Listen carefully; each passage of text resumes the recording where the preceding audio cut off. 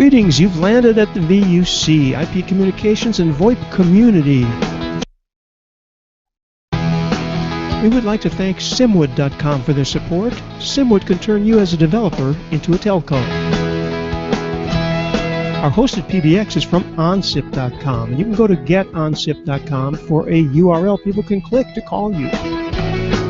We've been privileged over the last 5 years to be using the best conference bridge on the planet.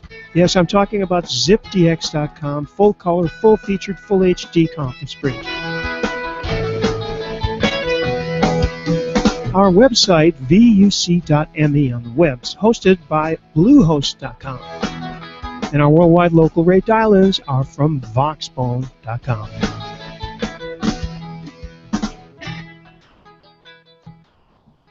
All right, then. This is VUC 556, August 28th, 2015. We have Josh Nielsen with us from Zencastr.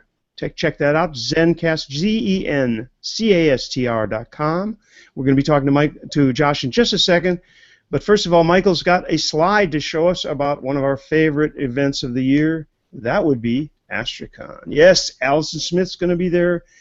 James and a bunch of the other gang are going to be there. That is October 13th to 15th. We'll be talking to David Duffett pretty soon, probably right before the AstraCon conference or right before the end of September, possibly. Anyway, we've got that on the schedule. And also, we've got Mr. Tim Panton with us, and he's going to unmute and tell us about Cranky Geek. Yeah, so there's on the 11th of September, there's a meetup in San Francisco, which I think may probably get live streamed as well on WebRTC, but kind of looking at it from the point of view of things that aren't telephony. So that's hosted at Google. You look it up with it's a Cranky Geek with a K, and yeah, 11th of September, which is a bit scary, but there you go. There you go. We're just going to put a tip of the hat to Mr. Michael Graves, who does all the roll-ins. He's done all the graphics, and he does a lot of stuff behind the curtain. Thank you, Michael. Thank you. And James Bodie's going to unmute because I'm going to ask him to remind me on his brand new microphone. There's a TADHack event coming up as well. What are those? There's a couple. You know what? I've just disconnected the brand new microphone, so you're on the old microphone now. That's fine. Yeah, there's a TADHack event coming up in Chicago. It's TADHack Mini Chicago, and it's happening in October. First week in October, which then segues into the Illinois Institute of Technology WebRTC event, and that is the week before AstraCon. So Andy and I will be doing those events and then slowly making our way down to Orlando to join everybody for AstraCon. And after that, there is plans for a possible mini TADHack in Paris, and that'll be in December. I'm just going to show Andy Smith, who's also a regular and helps us out in many, many ways, and there he is in his palatial home in, I don't know where. Bournemouth, thank you. All right, let's move to Josh, and we've been having some problems, so here's Josh's photo from high school graduation or something. Hello, Josh. Josh, can you hear me? Yeah, I'm here. Thanks for having me. Okay.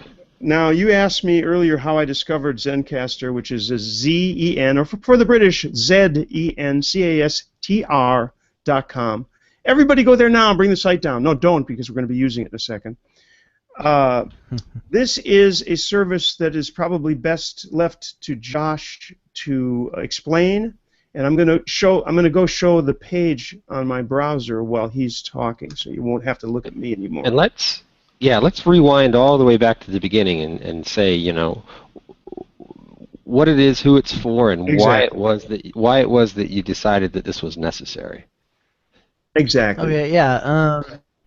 You know, the elevator pitch for Zencastr is that it's a product for quality-conscious podcasters to help them record their VoIP guests in high quality. And the reason that exists is that podcasters have a hard time when they record their guests remotely through Skype or Hangouts or other ones to get a good high-quality audio stream. And so Zencastr, what it does, it records each guest, each participant in the show locally on their own machine, just by simply sending them a link to the website, and then it uploads their audio straight to the Dropbox account of the host. Wow. That sounds so simple. What are the prerequisites? Am I coming clear to you guys? Absolutely. It sounds great. Okay, great. And so where it got started was I actually kind of stumbled into this. I'm a bit of an imposter, I suppose. I've listened to podcasts, but I was not trying to get into the business of it, and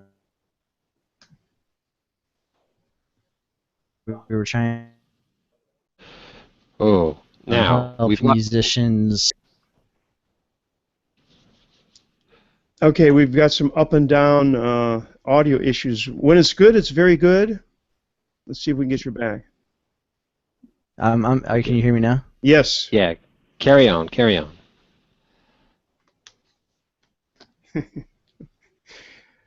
We should say Welcome to the bleeding edge.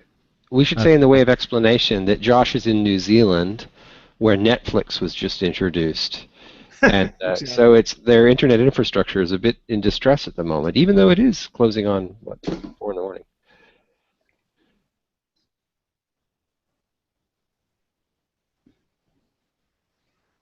Shall we go for the landline then? Yeah, let's gentlemen? try that. Let's try that. The system is dialing a new participant. Please wait. To cancel this connection, dial *88. So here we go, folks. The idea of Plan B was we are using the app to reach out to Josh's traditional landline. Hello? Hey, Josh. The internet was not serving us well, so let's go old school. And you were saying something about an earlier startup. Oh, yeah. Sorry about the connection. connection. We'll do this. So the earlier startup that I was working on was called soundkeep.com, and it was a service to help musicians share and collaborate on their audio through the web. And it pretty much completely fell flat on its face from day one and got no traction. And but it was a really great learning experience. And then, but just so happened during the process of that, I was talking to people about what I was doing, and someone said, hey, podcasters have a problem with getting their audio files back and forth and getting good recordings and this and that. And I didn't really pay it any attention until, I don't know, maybe a good couple of years later when I decided to try my hand at something new. And in between that time, the WebRTC API had come out and was now fully kind of, had good support, and the web audio API was then supported, and so now the tools were kind of available to do something interesting there, and so I decided to build Zencastr. Okay, and let's make sure we have audio happening and you can still hear us all well. And so if it's doing a local recording, I mean, how much WebRTC is it really? Are you doing like interconnection of everybody as well as the local recording, or is it, explain the underpinnings, I guess. So currently, because there's kind of multiple levels to the WebRTC API, because you can use it for sending signals back and forth and audio streams and video streams. And also part of the WebRTC API is that it provides you access from the browser to the microphone and the video of the computer. And so right now I still rely on Skype or Hangouts to facilitate the conversation, and I'm just recording through those. But in the near future, as things get a little bit more fully fleshed out, I'll be moving it into kind of a full-featured thing where you can just jump into the app and that facilitates the conversation and records it at the same time. Cool. Do we still have Randy, or have we lost Randy? No, it's because I'm trying to make sure I'm muted. There's a lot of noise around here.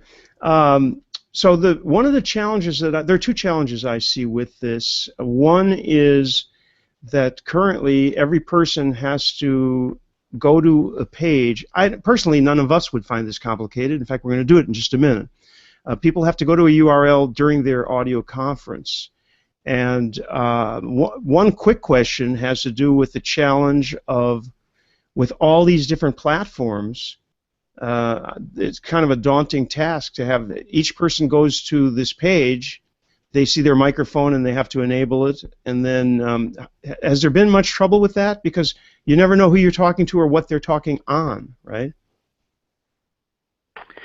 Yeah, I mean, there are a little bit of issues here and there with, you know, because you don't know what kind of computer someone's going to be using, what kind of what their operating system is going to be, what version of a browser they're going to have. So trying to get it supported and working on the full range of possibilities has proven to be a little bit tricky. But mostly the problem has been like people using older versions of Windows and having kind of underpowered computers. Right. But I've optimized it pretty well now, and I don't have any problems now so much. I've tried to make it as simple as possible for the guests. Like, all they have to do is click on the link, and then at that point on, the host controls the entire situation, and so they don't really have to do anything else except for talk. Right. But, you know, I still do get issues with maybe people don't wear headphones, and so they get audio leakage. You know, there's a little bit of training that has to go on as far as getting it all working perfectly, but it's working pretty well for a lot of people right now. So. Okay, and James was just showing how easy it is to get one going. I have a couple other questions, but before I do, what I would propose to everybody is to show the thing from the beginning, as Michael said.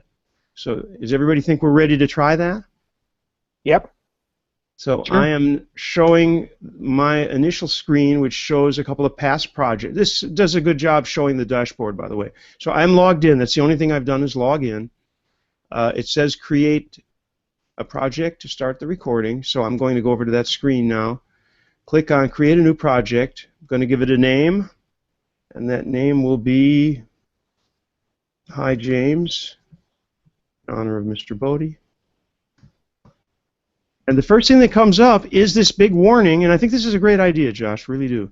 Please make sure you and your guests are wearing headphones. This prevents crosstalk and audio leakage. Does everybody see that or just the host? It's actually just the host right now, but I've had a lot of requests to make everybody see it, so coming next week, everyone will see that. Yeah, I think the ultimate would be to see it once and be able to dismiss it forever, because obviously the people who know, and the people who don't are the new ones. I'm going to post this where? In the invite. I'm going to post it in our usual place on Wire. Back to the Hangout.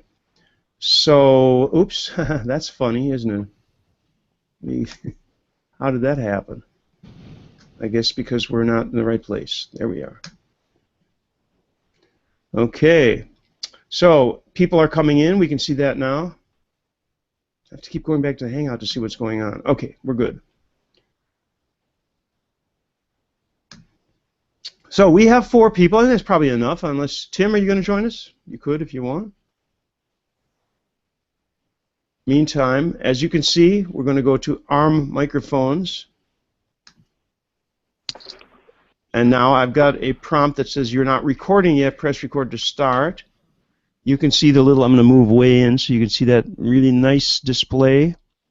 Also a good feature, by the way. I think that's excellent to be able to see that the audio actually is being sent or being dealt with in the browser. Anyway, are we ready to record? I'm ready. Everybody, mic on, mic on. All right, well then let's try. We're going to do this very short recording because these files, and then we're going to get back to Josh and find out about the destination. Wait a minute, there's somebody else in. Oh, Tim is in there. Sorry about that, Tim. We didn't see you. So we have now 5 legs, okay? Here we go. Record. And we are recording. We've got the chronometer telling us it's 3 seconds. Everybody needs to talk now, starting with Andy. Who is muted? This is James, live from London. Andy was not muted locally. It's an interesting point with this, is that I'm muted on the Hangout, but not muted as far as my recording is concerned. So anything I say in the background will also get recorded, I believe. Is that right, Josh? Yeah, currently, because it's actually has a completely separate audio stream from the Hangouts application. Right. But I am going to be adding features for muting and unmuting, because that's been probably my second biggest request. My fear was making it so that the guests could mute themselves and that accidentally happening and not unmuting themselves. Right. But it seems like people want it pretty bad. So. Okay, let's just to keep the recording short. I was just going to ask you to speak, Michael, and then Tim. Well, I'm seeing myself here, and I'm speaking into this little speakerphone thing plugged into my laptop, which is completely separate from the Hangout, although you're hearing me through my headset as well. Oh, kudos and thank you for calling on people to wear headsets. There's a special place in heaven for people who promote the use of good headsets. And now Mr. Tim Panton. Uh-oh. God, what's happened to my evil twin? Come on, Tim. What happened to Tim?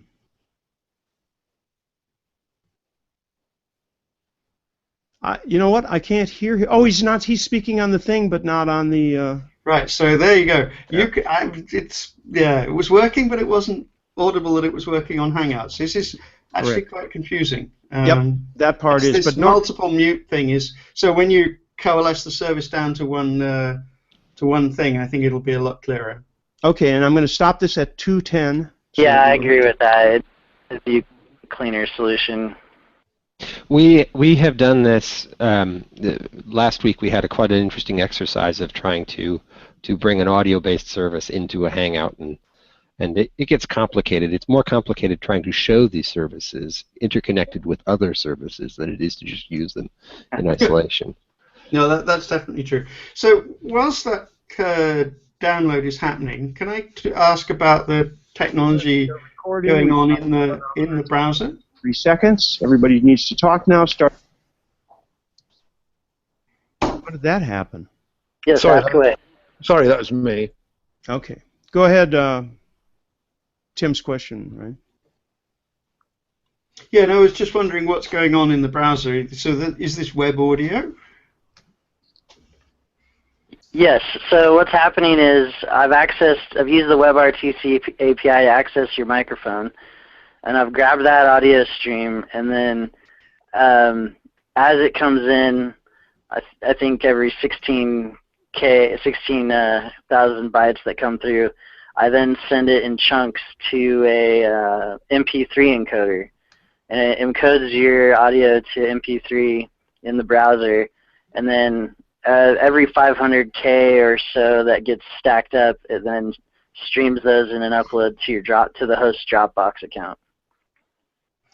Okay, so it's not storing it; it's storing kind of the last few seconds locally in the browser, and then uploading that in chunks to the Dropbox. Yeah, and the idea behind that was previous solutions for this would require the guests to stick around for quite a while after the show is over while it uploads all the audio, and this way, as soon as you hit stop, everybody's audio finishes uploading in a few seconds, and then the guests can leave, and like everybody's audio is already uploaded to the Dropbox account now. You can see because they have the download links there, and then you can view it on Dropbox, and you also have an option for automatic post-production, which will take all those tracks, put them together, run denoising, auto-leveling, adaptive loudness, and cross-gating on it, and give you an output that sounds pretty good. So where do you run that post-production? Is that on your servers, or is it run in my browser? Ooh. The post-production actually runs, I use a third-party service to do all that because they have a bunch of algorithms that are kind of tailor-made for podcasting voice audio. Ophonic, by chance? And is it Ophonic? Yeah, Ophonic.com is the one I'm using. Yeah, they're great. Okay, so because I maintained discipline and we only did a 2-minute recording, that's already been done. And that'll be on Dropbox as well? Yeah. So you're welcome to prove me on it if you click on the View on Dropbox button. Yeah, there we go. All right. Hopefully it wasn't setting up. Go ahead, Mike. When you're setting up the audio, do you do anything explicit? Do you take down stereo audio, or is it just mono? Also, is there any opportunity to define anything about what kind of audio quality? So right now it records in mono simply because it's not very common. You can do stereo, but most people don't have stereo microphones, and the nature of the voice is kind of a mono, it's not really a stereo signal, your voice, but and then also we do, you can get a wide range. Right now I do the MP3s, it records at 44,100 samples a second in wave, and then I encode that to an MP3 that's 192 kilobits per second at 44,100 samples. Okay, I guess. That's quite good. I mean, surely you're correct that voice is a mono source, unless you're trying to localize it within a room, which is that's different anyway. And it surely would conserve bandwidth in any case. Okay. Yeah, it's a smaller signal. Okay, so I think we can cut this off now, or at least I can leave this page. But are we missing anything here? Yeah, there's. I have to say it's pretty well done, Josh. As far as the notifications, it says the final mix tracks being processed will be delivered, and I did get a notification when it was done. It is done, and you guys can get it. I posted it in the Wire. Thing there, which I keep showing by mistake. Let me stop my screen share because that's okay. There we go. Anyway, so who else has questions? Otherwise, I have another one lined up. Well, not totally a question, but an observation. I got a copy of the MP3 before you did, and accidentally ended up playing it back, Randy. Well, this is the mix that I put in. So it's the full. Yeah, what's interesting is you got your own, I think. You have got the. Well, I should have mentioned that each participant in the show is prompted to download a local copy of their own audio that they recorded, just in case the connection to Dropbox gets disrupted. You have a backup copy, just in case. That way, like, the internet can literally go down, and you could do, you still would always have audio, and it would keep recording. So I have a question which maybe is a bit premature, but what's the business model? So it will be a tiered plan. It'll be for individual users. There will be plans starting from about probably $10, $15, and $20 a month, and the tiers will kind of be based on how many. Because I want to make it so you can do an unlimited amount of shows and recordings, but the tiers will be based on how many guests you want to be able to accommodate in your show. So if it's just you and a co-host, you could have a regular plan. If you wanted to accommodate you and 3 or 4, however many people you wanted, there'd be a plan for that. And then I'm also going to have some higher tiered plans for networks and businesses.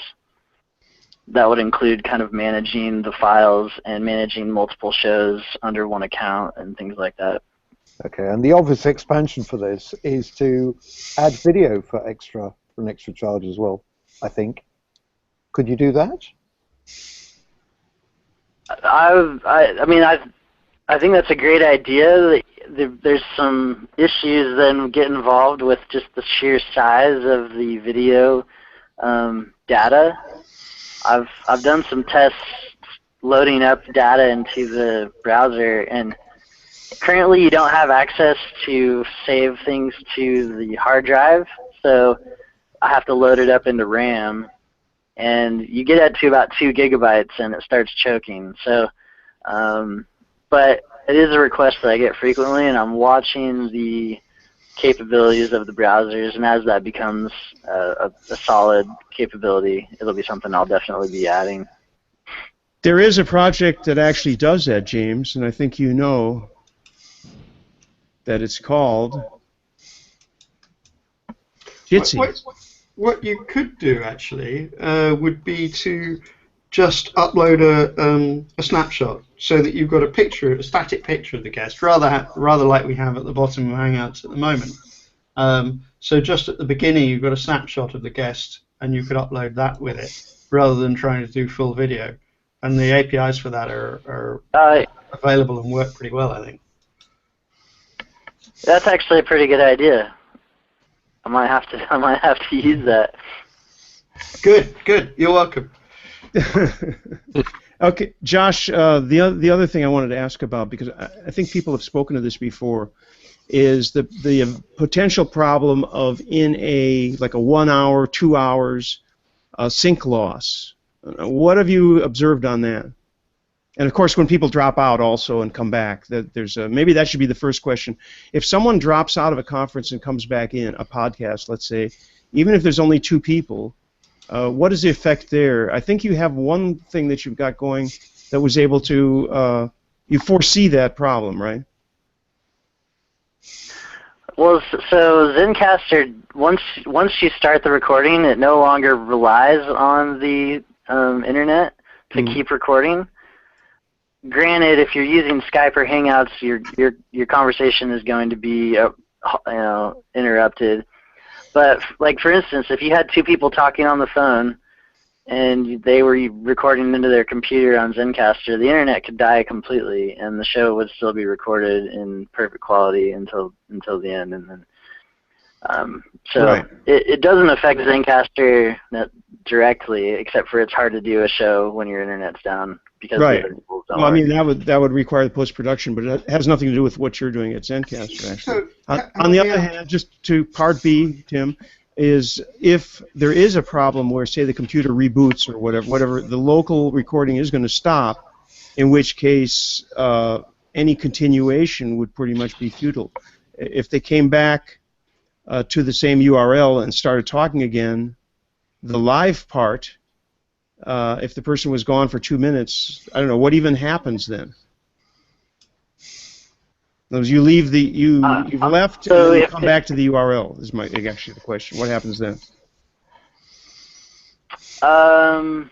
So yeah, you don't want to leave because it'll stop recording, and if you stop recording and then everyone else keeps recording, the audio files are not going to be the same size. So if someone tries to close the window, I actually pop up a warning that says, "Hey, please don't leave, or else it's going to mess things up." And what I recommend right now is, if someone does for some reason click past that and close it, to come back, stop your show, get your audio, and then start a new recording.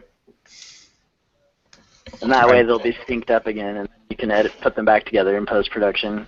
Sure. I can actually see, there may be some edge cases where even if you lose your internet connection, if it's sort of just a remote participant to a local event, that's, you have a couple of people in studio or something like that, having the continuous recording may still be really valuable.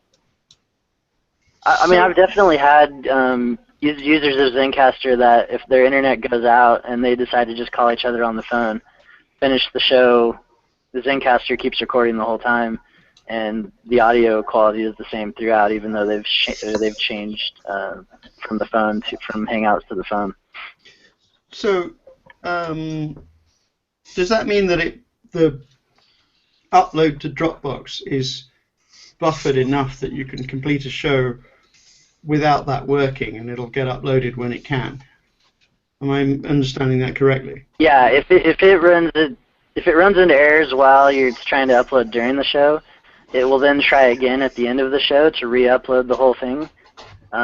If that fails, then there's not much I can do at that point except for I have everybody downloads their own audio, and then it's up to the host to kind of get them to gather it once the internet is back connected. So sorry, just I'm missing something. So you can store in the browser pretty much a whole show without uploading it. Correct. Okay, cool. I hadn't done the sums to work out if that was possible, but that's neat. Well, since I'm encoding it to an MP3 on the fly, it only ends up being, at most a couple hundred megabytes, and that fits in the RAM fine. Got you. Does that work for all browsers, or just Chrome, or Chrome and Firefox and Opera?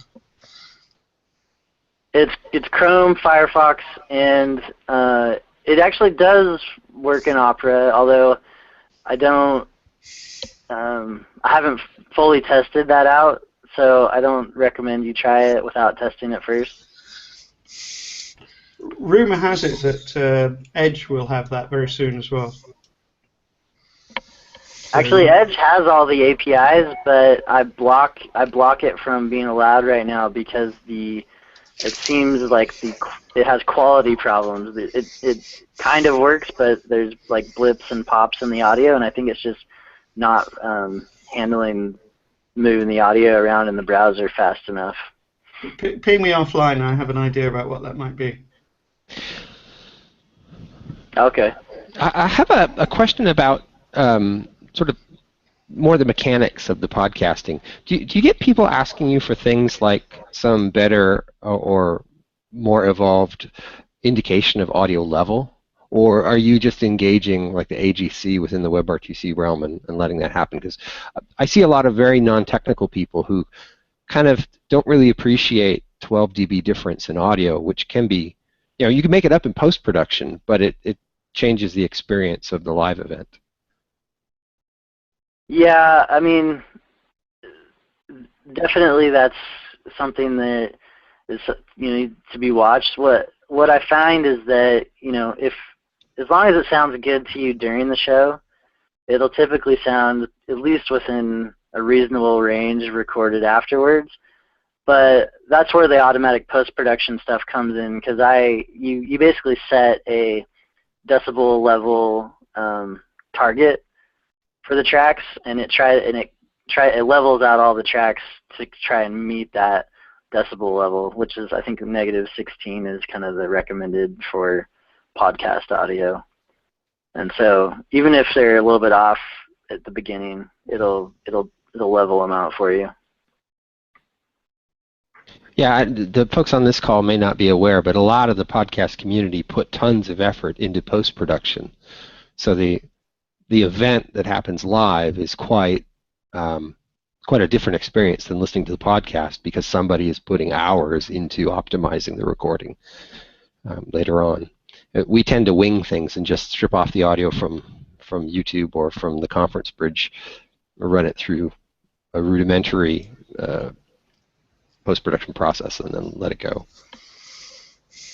Yeah, I think there's a full range. A lot of podcasters do a lot of editing, but there's also quite a few that don't. Especially, I get a lot of users who are talking about sports, talking about the latest game for whatever their team is, and theirs are typically very casual, no editing, just hit record, talk, stop, publish the show. So, but then you also get, there's the whole other end of the spectrum. So yeah, let me guess, those are not the guys who are debating the merits of different microphones and things like that. No. Mr. Smith did not go to Washington. He's here with us, and he's had a question he wants to ask. Yeah, indeed. Just looking, I was wondering whether this would come up when we got around to talking about future facilities that you might like to add to what's already looking like it's quite a reasonable product. And I was wondering specifically about storage and whether Dropbox, you intended to leave Dropbox as being the sole mechanism that's available to you, or whether that's going to be customizable, maybe use other facilities as well. Are you a OneDrive fan, Andy? I'm not a OneDrive fan. In fact, I'm not a cloud fan. But it's true that the question has been that's definitely a request that I've been getting from the get-go, is not everybody likes or uses Dropbox. Right. Dropbox is the most popular one, and that's kind of why I chose that. But I actually have like 75% of the way built the integration with Google Drive. I haven't started on OneDrive. That's actually the first request I've had for that, but that's Microsoft's one, right? Yeah, no, Box.net would be the other one. They're comparable. Who was requesting OneDrive? I don't believe it was me. I don't think it was Michael either. No, that was a joke. I think the most common is going to be Google Drive, but it's true. And Box.net, isn't that more a commercial thing, Michael? And enterprise? Box.net is used a little more by businesses than Dropbox, although Dropbox is pretty good. I use Dropbox myself. Bundled into Ubuntu as well. So some S3 would, some kind of S3 thing that you would have the opportunity to wrap it up and maybe resell the space yourself if you wanted to make it part of your business model. Good point. Yeah, I think once I get the post-production stuff like really working well, then my end goal is to be able to make it so that you can have the ability to record, post-produce, and publish your podcast within 3 clicks. That's a great goal as far as I'm concerned, because I spend many hours every week, although I haven't so much since I've been on vacation. We did the automatic post, and I've downloaded all of the individual files. And what I'm going to do is later on, I'll have to do this next week, but we'll make an effort to publish it in some form so that either they get a look at how it works, or I will make some adjustments and mute people when we talk over each other, which happens always when you've got 5 people talking. We'll try to do something that demonstrates how good this really is. So, anything else? Any other questions from anybody? Comments? Yeah, when I ask people to come on, it's usually because I like the service. And when I looked at Zencastr, I thought it was a terrific idea, and I tried it just briefly. And from the initial results, I think it's fantastic, and I really hope that it goes a long way. Thank you very much. I'm working on it every day to try and make it better. So I'm happy to get any suggestions as you guys play with it, and it'll get added likely. Okay, who else has questions or comments? Yeah, I'd like to see some form of API which allows other services to make use of Zencastr as a service underneath. So you can send stuff from, say, FreeSwitch or Asterisk conferences into Zencastr. That would be cool, and potentially revenue generating. Yeah, I think there's a lot of interesting opportunities to kind of expand on the idea and make it, it's still pretty basic right now, but I think there's a lot of room to grow and add some really cool features after I kind of get past this initial phase of just getting it all the base features there. Like as you guys saw, I don't have mute in there yet, so I gotta get that first. Okay, what's clear, Josh, is that you've done a really good job of getting the basics sorted out so that they work really well, and they work in exactly the way that one would expect them to work. So there's respect for that. You've done a fine job on it. Thank you.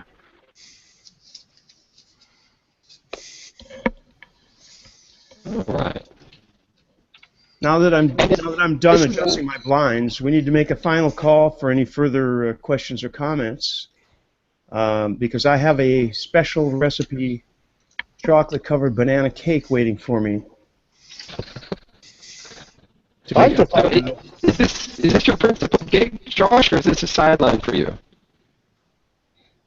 Well, I'm hoping that it will be soon, but no, currently I work remotely for an e-commerce website in the United States, but they know that I'm working on a side project, so I only do about 20, 25 hours a week for them, and then the rest of the time I devote to Zencastr. That's excellent. Well, best of luck to you. Oh, thank you. Okay, great. Thank you, Josh. I did not realize the time difference, or I would have. It's really not even reasonable to ask somebody to do this. But you did, and you were awake, and we really appreciate your participation. Oh, yeah, my pleasure. Happy to be on the show. Okay, keep us posted on developments. Meanwhile, we're going to move over to the mature audience's version of the VUC, and it may proceed without me because I'm immature and want some chocolate cake. Okay, Michael, you got the Cylon effect happening. Are you using a USB device? Maybe. Okay. Anyway, we're gonna stop the broadcast. Thanks to everybody who participates in these things, and even if you're just watching, we appreciate you watching. This is the Bleeding Edge, and we got through it again. Celebration, right? Okay. With that, see you next week.